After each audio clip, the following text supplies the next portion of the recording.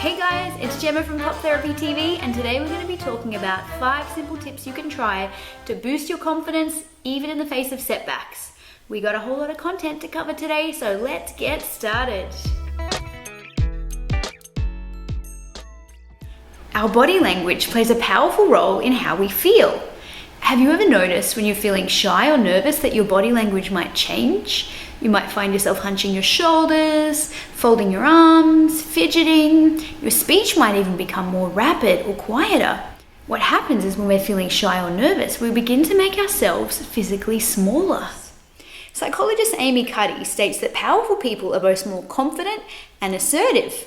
And in turn, they use more open and expansive body language, and they take up more space, making them appear bigger. They even speak more slowly and at a higher volume to take up temporal space. Amy Cuddy offers a simple life hack that can improve your confidence in just 2 minutes. Next time you have a stressful situation coming up, like a job interview or a difficult conversation, take yourself off to a private space and hold a power pose for 2 minutes. A classic example of a power pose is the Wonder Woman pose, where we stand tall, chest forward and hands on hips. Amy Cuddy's research shows that holding power poses for 2 minutes makes people feel more confident. When you do go into the stressful situation, you don't have to continue to hold the power pose, but be mindful of your body language. So put your shoulders back, your chest forward, avoid fidgeting or hunching. If you find yourself hunching in or fidgeting, place your hands on a desk. That'll help you to stretch out rather than make yourself smaller, and make sure that you speak slowly and clearly to take up the time that you need to. As Amy Cuddy says, don't fake it until you make it, fake it until you become it.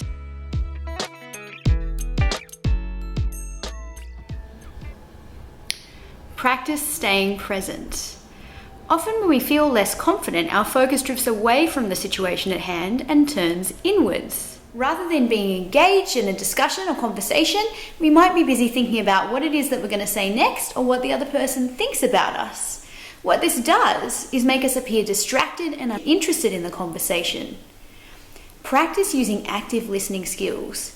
When we're genuinely present and engaged, we appear more confident. So maintain good eye contact, use active listening skills, genuinely listen and acknowledge what the other person is saying, and ask them questions about their experience to appear more engaged. Don't forget about positive health behaviors like exercising regularly, eating a healthy diet, and getting enough sleep. When we feel at our best, we feel more confident, and looking after our physical health is an important piece of the confidence puzzle. When we exercise regularly, it increases levels of feel-good chemicals, including serotonin and endorphins, and also helps us to reduce our stress levels.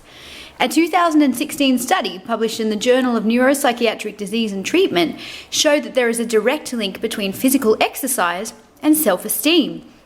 The study also showed that participants who regularly engage in physical activity not only have higher levels of self-esteem, but they have a better sense of body image. This comes through the opportunity to increase strength and muscle tone and to improve flexibility, strength, and balance.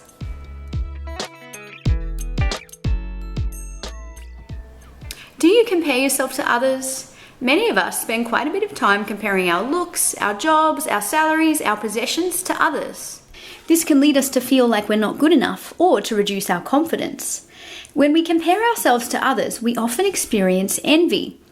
A 2018 study published in the Journal of Personality and Individual Differences showed that envy is associated with self-esteem instability, and that the more envy we experience, the worse we feel about ourselves. Next time you find yourself comparing yourself with someone else or experiencing envy, remember that self-comparison reduces our confidence and leads us to focus on what we don't have, not what we do have. Stop and reflect on your own strengths and achievements. A simple tool you can try to improve this is to create a list of your strengths, achievements, and the things that you're grateful for. Try and add to your list regularly and keep it somewhere where you can easily read it and reflect on it.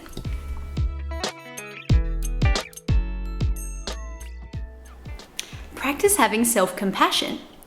We're all humans, and that means we've all had experience in making mistakes, stuffing things up, and saying the wrong thing.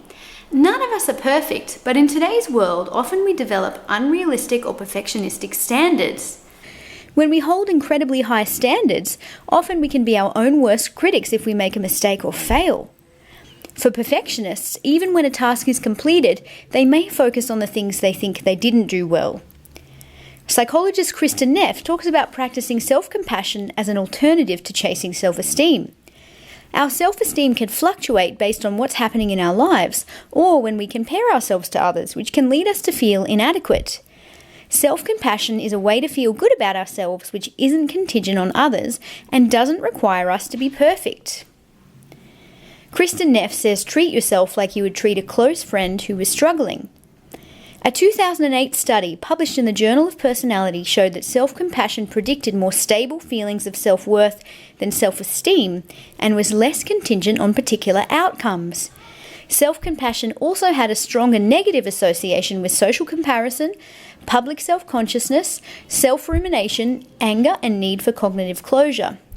Some simple techniques you can try to cultivate self-compassion include: notice when you're using negative self-talk and reframe with more compassionate self-talk, which acknowledges that all humans struggle sometimes. Try and maintain a focus on the things you've achieved or done well rather than the things you haven't. In her book titled Self-Compassion, Kristin Neff suggests this simple exercise when you're experiencing negative emotion. This could be something you try after experiencing a failure or setback. Acknowledge that it's hard to feel the emotion that you're feeling right now. Feeling this way is part of the human experience, and ask yourself the question, what can I do to make myself happier in this moment? So that was my 5 tips to increase your confidence. Remember that boosting your confidence takes time, effort, and practice, so please give these tips a go. And lastly, I'm just going to finish by saying don't be afraid to be who you are. Confident people know who they are, they know how to own it, and they make no apologies. So go out and be the best version of you that you can be. Thanks for watching today's episode. If you like this video, please give it a thumbs up, and I'd love it if you could subscribe to my channel. That would be super awesome. See you next time for more Pop Therapy TV. Bye!